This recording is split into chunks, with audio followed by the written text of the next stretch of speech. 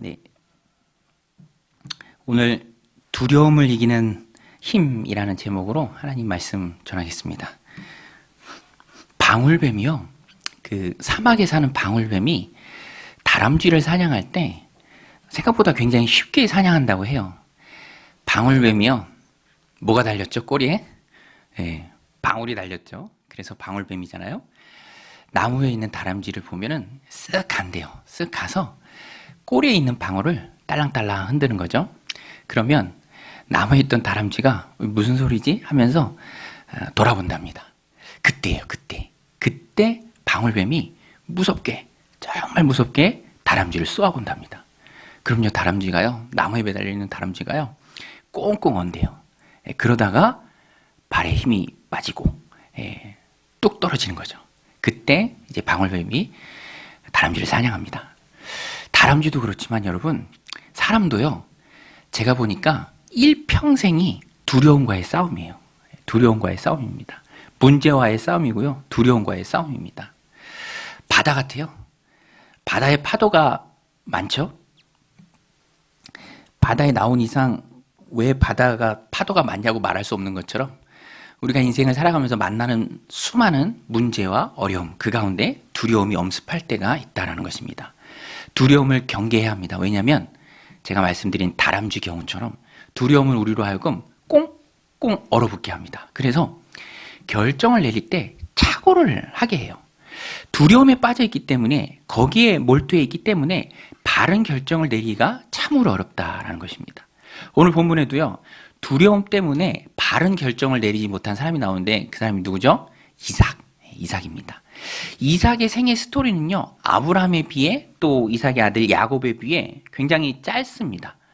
그럼에도 불구하고 오늘 본문에 보면 이삭의 어떤 신앙, 또 어떻게 하나님 이삭과 함께 하셨는지, 이삭이 만났던 두려움을 어떻게 하나님이 극복하게 하셨는지, 그것에 대해서 우리에게 잘 말해주고 있습니다. 오늘 말씀 제목이 두려움을 극복하는 힘입니다.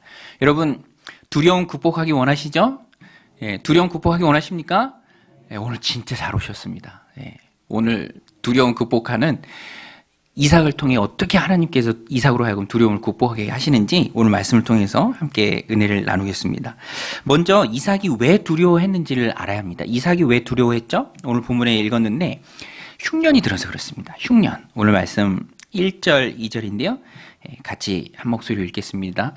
성경 읽을 때 내 목소리를 크게 내면 더 은혜가 됩니다. 우리 같이 읽겠습니다. 시작. 아브라함 때에 첫 흉년이 들었더니 그 땅에 또 흉년이 들매 이삭이 그랄로 가서 블레셋 왕 아비멜렉에 이르렀더니 여호와께서 이삭에게 나타나 이르시되 애굽으로 내려가지 말고 내가 내게 지시하는 땅에 거주하라. 이삭이 두려워했던 이유는 흉년 때문에 그랬습니다. 여러분, 농경시대에 흉년이 얼마나 무섭습니까? 먹을 게 없는데. 그런데 이삭은요, 아브라함도 그랬지만 이삭도 똑같이 실수했던 게 뭐냐면 흉년이라는 큰 어려움이 다가왔을 때 일단은 하나님 앞에 엎드리고 하나님께 구해야 하는데, 도움을 청해야 하는데, 또 하나님의 뜻을 물어야 하는데 웬일인지 성경에 그런 기록은 나오지 않습니다. 아마도 이삭은요, 마음속에 도식이 있었던 것 같아요. 우리도 그렇잖아요. 뭔가 어려운 일이 딱 닥친다. 전에도 경험했다. 아브라함 때도 있었고 몇 번 있었던 그 흉년이다. 그러면 이 도식이 있어요. 어디로 가야지? 누구를 의지해야지? 누구한테 도움의 손길을 내밀어야지? 아마도 이삭도 그랬던 것 같습니다. 그래서 기계적으로, 자동적으로 흉년이 드니까 약속의 땅 가나안을 떠나서 어디로 가려고 하죠? 지금 이삭이 어디로 가려고 합니까? 애굽으로 가려고 해요. 애굽으로 가는 여정에 블레셋 그랄 땅에 잠시 멈춰 있는 겁니다. 하나님 말씀하시잖아요. 이삭에게 애굽으로 내려가지 말라. 그러니까 이삭의 최종 목적지는 애굽이었고요. 애굽으로 가는 이유는 흉년이었고, 흉년을 대비하는 이삭의 마음은 하나님을 의지하는 것보다는 사람을 의지하는 그런 인간적인 방법 쪽으로 많이 기울어 있었다라는 것입니다. 두려움을 만날 때 사람들이요, 우선 급한 대로의 신앙이 나옵니다. 우선 급한 대로. 발등에 불이라고 여기는 거죠. 그러니까 우선 급한 대로 뭔가를 하는 거예요.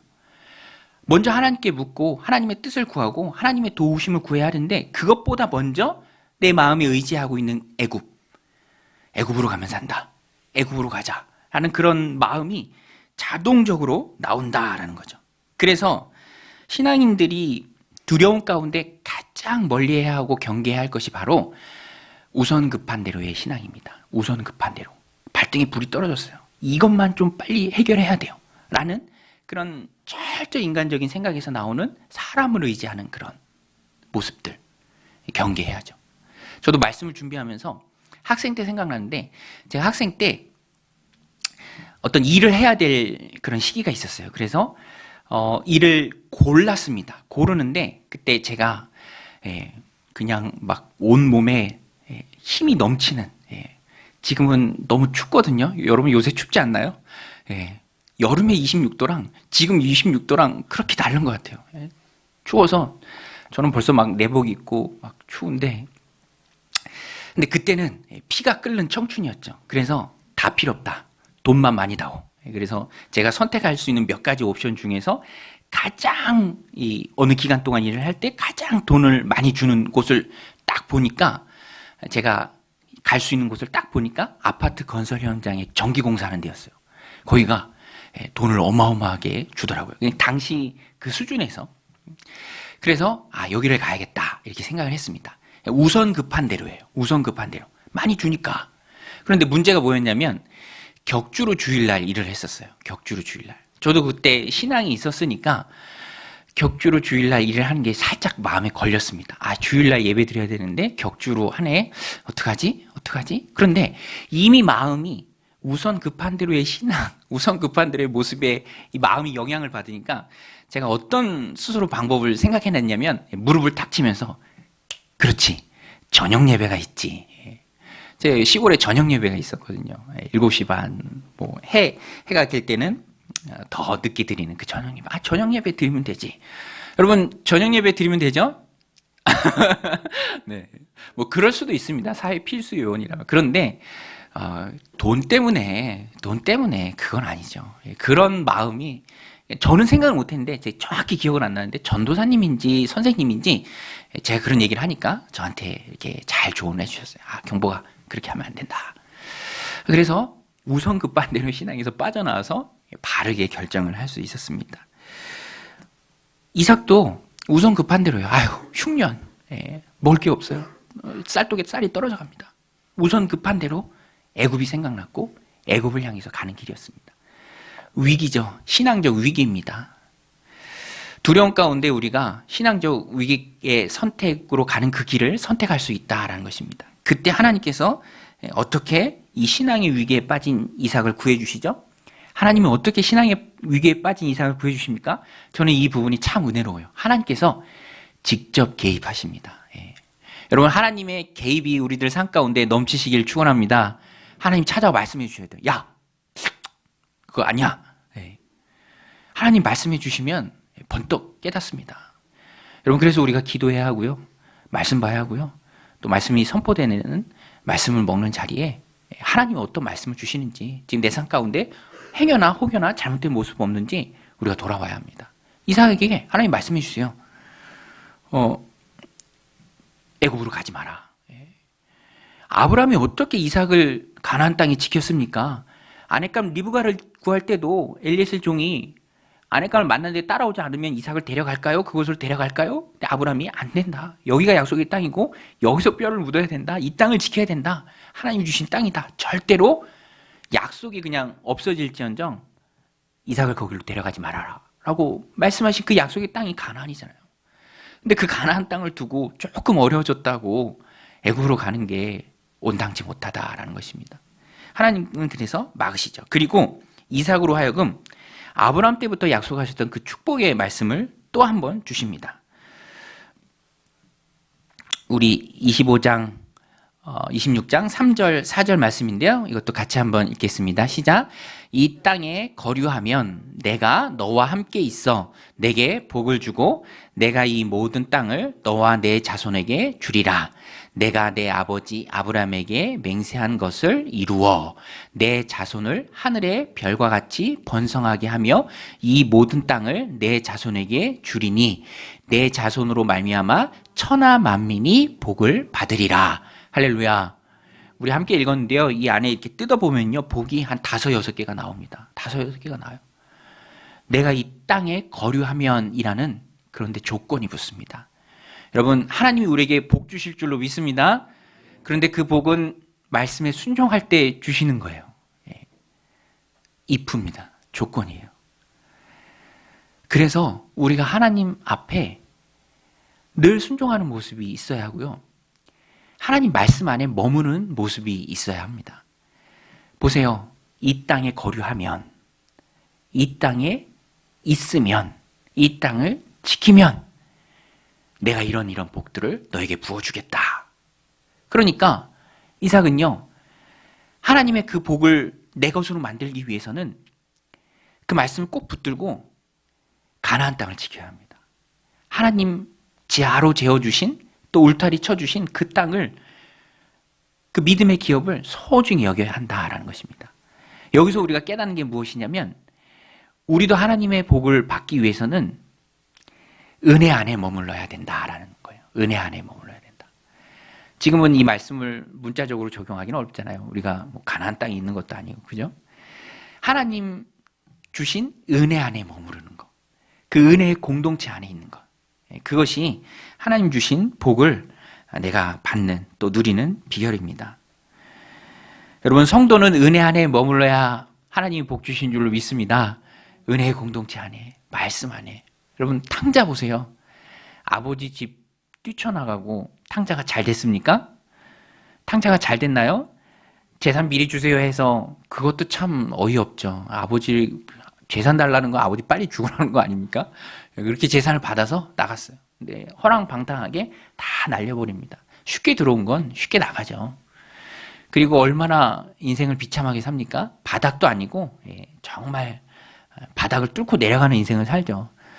돼지치잖아요. 그리고 배고파서 돼지 쥐염염이라도 먹으려고 했지만 그 쥐염염에도 주는 사람이 없었죠. 그런 비참한 삶을 은혜의 자리를 떠났을 때 탕자가 겪게 된다라는 것입니다.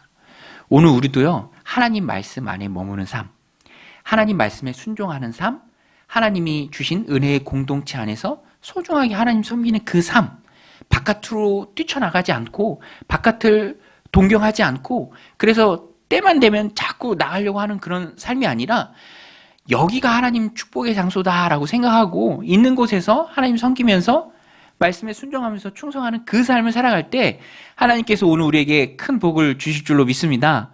땅에 기름진 복으로, 하늘의 영적인 복으로, 신령한 복으로 하나님께서 우리들 삶 가운데 가득히 채우시죠. 그래서 오늘 우리는 은혜 안에 머무르는 게 너무너무 중요합니다. 은혜 안에 머무르는 게 무엇일까? 주님께서 요한복음 15장 5절에서 포도나무 비유를 말씀해 주십니다. 이것도 우리 같이 한번 읽겠습니다. 시작.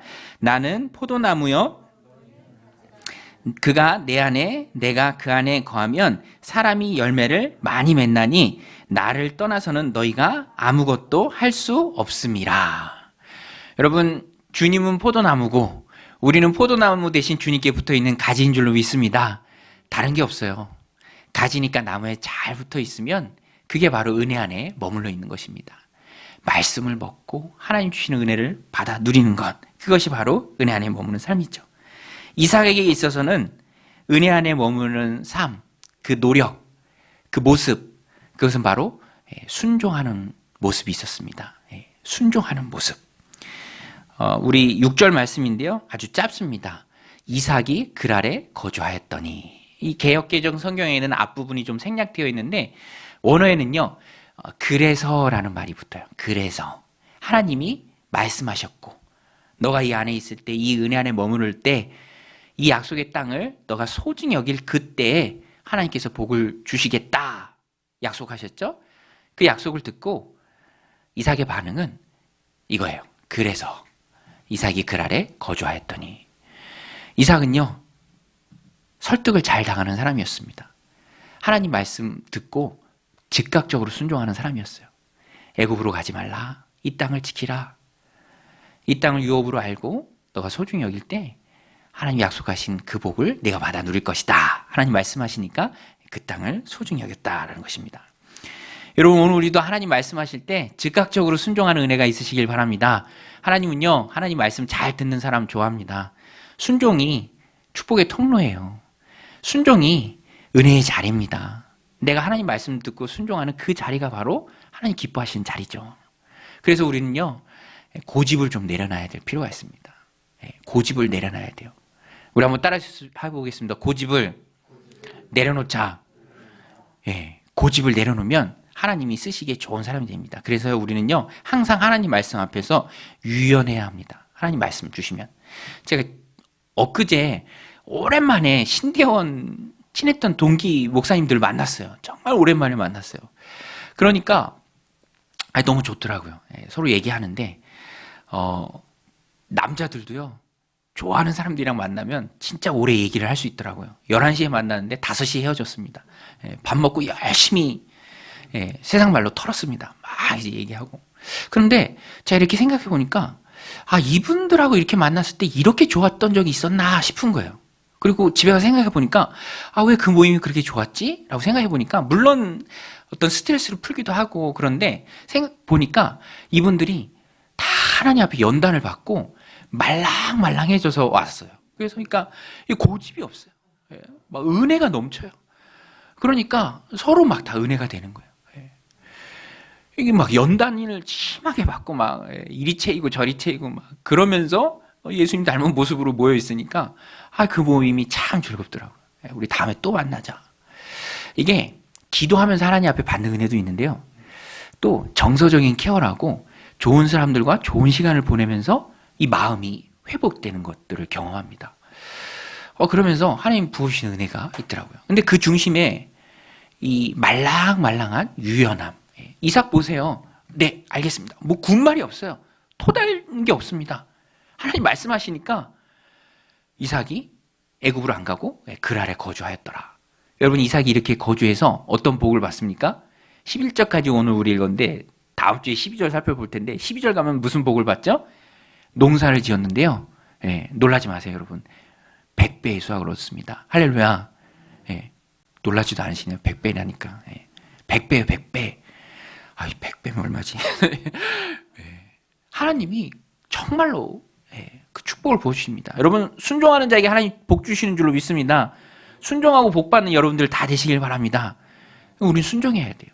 순종하는 말씀 성경에서 찾아보고 순종했네? 하나님 이렇게 복 주셨네? 밑줄 긋고 우리도 순종해야죠. 하나님 기뻐하시는 사람이 돼야죠. 하나님 일을 맡기실 수 있는 사람, 고집 센 사람한테는 절대로 하나님 고집 센 사람 쓰지 않으십니다. 유연하고 또 하나님 말씀 듣고 순종할 수 있는 순종력이 강한 사람 하나님이 들어 쓰십니다. 우리 12절 말씀인데 우리 12절 같이 한번 읽죠. 시작. 이삭이 그 땅에서 농사하여 그 해에 100배나 얻었고 여호와께서 복을 주심으로 하나님 주시는 큰 복을 받아 누렸습니다. 오늘 우리도 순종해야 합니다. 베드로가 예수님 말씀에 순종했죠. 예수님 배에 올라타셨을 때 밤이 맞도록 수고했지만 전문가입니다. 고기 잡는데 전문가예요. 어부예요. 예수님이 말씀하셨는데 어부라서 거부할 수도 있지만 주여 우리가 밤이 맞도록 수고해서 한 마리도 못 잡았지만 주님 말씀하시니까 그 말씀에 순종해서 그물을 내리겠나이다 했는데 그물이 찢어지도록 고기를 잡았죠. 고기를 잡아서 그 고기의 가치가 중요한 게 아닙니다. 그것 때문에 베드로가 예수님 앞에 납작 엎드리고요. 제자의 길을 가게 되고 베드로를 통해서 수많은 사람이 살아나는 그런 놀라운 역사의 시작점에 베드로의 순종이 있었다라는 것입니다. 아나니아도요. 신약 성경에 보면 아나니아도 사울이 회심했는데 아나니아 마음이 불편합니다. 하나님이 꿈에 현몽하셔서 사울에게 가서 안수하라 라고 기도해 주라 라고 했을 때 아나니아는 마음에 어려움이 있었어요. 왜냐하면 지금까지 사울이 했던 일을 알았죠. 그러나 아나니아도 두말하지 않고 가서 하나님 말씀에 순종합니다. 그랬더니 사울이 바울 되는 그 놀라운 역사에 아나니아의 기도가 쓰임을 받는 거죠. 여러분, 오늘 우리도 하나님 앞에 순종했을 때 하나님께서 우리를 쓰실 줄로 믿습니다. 하나님 앞에 순종함으로 쓰임 받는 저 여러분들이 다 되시기를 주님의 이름으로 축원드립니다. 오늘 말씀의 두 번째, 두려움을 이기는 힘이에요. 첫 번째는 순종입니다. 순종하면 두려움 이길 수 있습니다. 하나님 복 주십니다. 여러분 믿으십니까? 네, 그럼 순종이에요. 두 번째는 맡기는 것입니다. 맡기는 것. 내가 할 수 없는 게 있어요. 내가 할 수 없는 것은 어떻게 해야죠? 하나님께 맡겨야 합니다. 내가 할 수 없는 것은 어쩔 수 없잖아요. 내가 할 수 없는 것은 하나님께 맡기는 게 최상의 지혜입니다. 그래서 저도 뭐 기도 제목 여러 번 성도님들한테 부탁했으니까 이 교회 열심히 섬기려고 이쪽 지역으로 좀 이사를 오려고 해요. 다 준비돼 있는데 근데 이게 빨리빨리 안 열리더라고요. 그래도 저는 뭐 조급해하지 않고 하나님께 맡기니까 마음에는 평안함이 있어요. 하나님 역사하시면 문이 열리는 거고, 그렇지 않으면 하나님 뜻이 아닌가 보다 하는 거죠. 뭐 제 힘으로 어쩔 수는 없잖아요. 그게 뭐 누구를 끌어다가 어떻게 할 수도 없는 노릇이고, 하나님께 맡기는 거죠. 그러면 조급해지지 않아요. 이 상황 가운데 흔들리지 않습니다. 맡기는 게 중요합니다. 제가 보니까요, 제일 잘 맡기는 사람이 누군지 아세요? 누가 제일 잘 맡길까요? 제일 맡기면 고민이나 걱정이 없다고 말씀드렸잖아요. 고민 없고 걱정 없는 사람이 제일 잘 맡기는 사람이죠. 누가 제일 잘 맡길까요? 아이들. 아이들. 저희 집에도요, 막내가 제일 잘 맡기는 것 같아요. 부모를 완전히 신뢰합니다. 고민이 없어요. 편하게 자고요. 편하게 먹고, 편하게 놀고, 세상 행복해요. 고민이 없어요. 제가 자고 있는 모습 보면 나도 저렇게 편안히 고민 없이 잤으면 좋겠다. 제가 스마트워치 차고 자는데 깊은 수면이 항상 좁아요.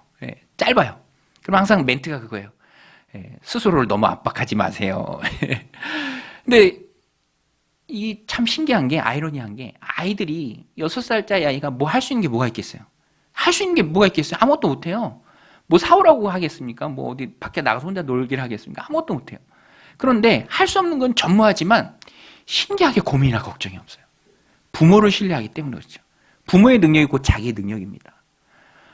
그런데요, 어른들은 커갈수록 신기한 것 같아요. 할 수 있는 게 늘어나잖아요. 할 수 있는 게 늘어나는데 그러면서 더 걱정도 같이 늘어납니다. 이게 참 신기해요. 저희 막내는 가장 편하고 이제 첫째, 둘째 있는데 얘네들도 조금씩 커가니까 이제 초등학교 고학년 되니까 조금씩 막 걱정이 늘어나는 것 같아요. 외식할 때 쌀국수 먹을 때 아빠 나 라지 먹어도 돼? 막 이렇게 물어보고, 이거 너무 비싼 거 아니야? 뭐 이렇게 물어보고, 엄마 아빠 어디서 돈 쓰고 왔다 그러면 왜 또 돈 쓰고 왔어? 막 그러고, 왜 걱정을 하지? 걔가? 네. 근데 어른 더 하죠. 어른 더 합니다. 걱정, 근심, 염려를 달고 삽니다. 하나님을 신뢰하지 못하기 때문에 그렇습니다.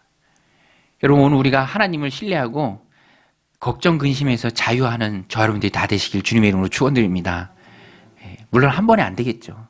조금씩 하나님 신뢰하는 훈련이 되어야 합니다. 내가 컨트롤할 수 없다라는 것에 대한 두려움이 있죠. 이삭도 그랬습니다. 이삭이 컨트롤할 수 없는 게 하나 있었어요. 그게 뭐죠? 그랄 땅에 거하는데 이삭 입장에서 보면은 외지죠. 낯선 동네입니다. 텃세가 심할 수도 있어요. 아직까지는 한 가정의 족장일 뿐입니다. 그런데 그랄 땅에 거주하는 거예요. 애국까지는 가지 않았고 그 남쪽에 블레셋 땅. 컨트롤할 수 있는 게 별로 없죠. 더더군다나 심한 걱정이 있었는데 그게 뭐죠? 그게 뭡니까? 우리 같이 읽었는데 뭐죠? 말하기 부끄러우신가요? 아내가 예뻤어요. 아니, 아내가 예쁜데 왜 걱정이죠? 아내가 예뻐서 걱정이에요. 전에는 그냥 얼굴만 봐도 좋았는데, 사랑스러웠는데, 손 꼭 붙잡고 다녔는데, 이제는 얼굴만 봐도 한숨이 나는 거예요. 어떡하지? 이렇게 보고, 어떡하지? 왜냐면 아내가 예쁘니까 그 텃세 심한 땅에서 그 외지인들이 자기 아내를 차지하기 위해서 남편만 죽으면 자기 차지가 되잖아요. 그러니까 뭐 수단과 방법을 가리지 않고 막 사고로 위장하고 막 떼거지로 몰려와서 자기만 싹 없앨 것 같은 거예요. 그러니까 너무너무 불안한 거죠. 그래서 이 이삭이 어떻게 하죠? 거짓말을 합니다. 이 거짓말을 했다라는 것은요, 이삭이 지금도 하나님을 완전히 신뢰하지 못한다라는 것의 단적인 증거예요. 우리 7절 말씀인데요. 우리 같이 한번 읽겠습니다. 시작. 그곳 사람들이 그의 아내에 대하여 물음에 그가 말하기를 그는 내 누이라 하였으니 리브가는 보기에 아리따움으로 그곳 백성이 리브가로 말미암아 자기를 죽일까 하여 그는 내 아내라 하기를 두려워함이었더라. 이삭이 어떻게 했다고 돼 있습니까? 두려워했다. 두려워했습니다. 두려워했어요. 컨트롤할 수 없는 것에 대해서 두려워했습니다. 그래서 거짓말을 하죠. 그런데 이 거짓말은요, 윤리적인 측면에서도 문제지만 그가 하나님을 온전히 신뢰하지 못하고 있었다라는 것을 말하기 때문에 하나님께도 죄송하고 송구스러운 일이고 불신앙적인 일이죠. 나중에는요, 이삭이 수치를 당하는데 어떤 수치를 당합니까? 블레셋 왕 아비멜렉에게 책망을 듣습니다. 네가 왜 그랬느냐? 네가 왜 그랬느냐? 10절 말씀인데요. 우리 같이 읽겠습니다. 시작. 아비멜렉이 이르되 내가 어찌 우리에게 이렇게 행하였느냐? 백성 중에 하나가 내 아내와 동침할 뻔하였도다. 내가 죄를 우리에게 입혔으리라. 아비멜렉이 이에 모든 백성에게 명하여 이르되 이 사람이나 그의 아내를 범하는 자는 죽이리라 하였더라. 여러분 한번 보세요. 여기에 중요한 메시지가 있습니다. 이삭이요, 두려워서 거짓말을 했습니다. 하나님 온전히 신뢰하지 못했어요. 그래서 이방 왕에게 책망을 듣는 수치를 당합니다. 그런데요, 하나님께서 그 아비멜렉을 통해서 이삭의 가정을 보호하십니다. 이삭의 가정을 보호하세요. 이삭은 두려워했지만 하나님께서는 보이지 않는 곳에서 이방 왕이라 할지라도 그를 통해서 이삭의 가정을 보호하십니다. 여러분, 하나님은 누구를 통해서도 우리를 지키시는 분이신 줄로 믿으시길 바랍니다. 그래서 우리는 두려워할 필요가 없습니다. 아비멜렉을 통해서도 언약의 자녀인 이삭을 지켜주세요. 리브가를 지키십니다. 철저하게 하나님께서 지켜주시죠. 그러니까 왜 맡기지 못하겠습니까? 일찍 맡기면 맡길수록 더 평안하다라는 것입니다. 우리 한번 따라 해보겠습니다. 맡기면 평안하다. 맡기지 못하면 불안한 거예요. 내가 다 해야 되니까. 내가 경쟁해야 되고, 내가 노력해야 되고, 내가 얻어야 되고. 여러분, 구원도 우리 하나님께서 이루어 주시는 것이고요. 구원 받은 이후의 삶도 하나님께서 이루어 주시는 것인 줄로 믿습니다. 하나님께 맡기는 것이죠. 그래서 우리는 잘 맡겨야 합니다. 이삭은 아비멜렉을 통해서도 보호해 주시고, 또 창세기 후반부에 가면 요셉이 나오죠. 요셉도 하나님께서 다 지켜주십니다. 다 지켜주세요. 형들의 손에 팔려서 자기가 컨트롤할 수 없는 인생을 살아가지만 하나님께서 요셉을 지켜주시죠. 요셉은 그것을 잘 믿었습니다. 중요한 것은 우리의 마음이죠. 어떤 상황 가운데서도 우리의 마음이 중요하다는 것입니다. 새벽마다 말씀을 살펴보고 있는 매일 성경 본문의 기드온. 기드온 보세요. 기드온이 300용사, 300명 데리고 몇 명을 물리쳤습니까? 읽다 보면 나와요. 13만 5천 명이에요. 13만 5천 명. 300명이지만 정말 13만 5천 명에 비하면 터무니없이 적은 숫자지만 하나님이 함께 하실 때 이기게 하십니다. 하나님이 함께 하실 때 이기게 하십니다. 할렐루야. 기드온은요, 전쟁에 나갈 때 하나님을 온전히 신뢰해서 손에 무기를 들지 않았어요. 나팔하고요, 항아리하고요, 횃불을 들고 나왔습니다. 보이는 무기가 없었지만 진짜 강력한 무기를 기드온이 갖고 있었죠. 그 무기가 무엇입니까? 믿음이에요. 믿음이라는 칼. 13만 5천 명을 무찌를 수 있는 믿음. 여러분, 믿음이 세상을 이기는 줄로 믿습니다. 믿음이에요. 그래서 우리는 믿음의 칼이 있어야 하고요, 믿음의 눈이 있어야 합니다. 가까이 있는 것만 보면 눈이 나빠져요.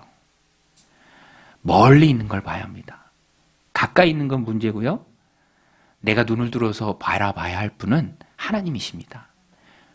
눈을 들어 산을 보라. 너의 도움이 어디서 올까? 너의 도움이 천지 지으신 여호와에게서로다. 하나님이 우리를 도우실 줄로 믿습니다. 그래서 우리는 하나님을 신뢰해야 합니다. 맡겨야 돼요. 오늘 두려움을 이기는 두 가지 힘. 첫 번째 뭐였죠? 순종. 두 번째는 맡기는 것입니다. 하나님께 맡기는 거예요. 다 지켜주신다니까요. 이삭이 약속의 자녀인데, 언약의 족장인데, 언약의 계승자인데 아내를 빼앗기겠습니까? 하나님 지켜주십니다. 우리는요, 구원받은 하나님의 백성입니다. 이 땅에 두려울 게 없는 존재예요. 왜냐? 내 영혼은 이미 하나님 손 안에 있거든요. 언제든지 하나님 부르시면 우리 하나님 품에 안길 천국을 소유한 자들입니다. 그러니까 우리는 마지막에 승리하는 언약의 백성들이죠. 구원받은 하나님의 자녀들입니다. 그래서 우리는 믿음을 장착해야 합니다. 넉넉히 이기게 하나님께서 해 주신다라는 것입니다. 우리 로마서 8장 37절 말씀 함께 읽겠습니다. 시작. 그러나 이 모든 일에 우리를 사랑하신 이로 말미암아 우리가 넉넉히 이기느니라. 하나님이 우리와 함께 하실 때, 우리가 하나님께 맡길 때, 하나님을 신뢰할 때 우리가 세상을 넉넉히 이길 줄로 믿습니다. 우리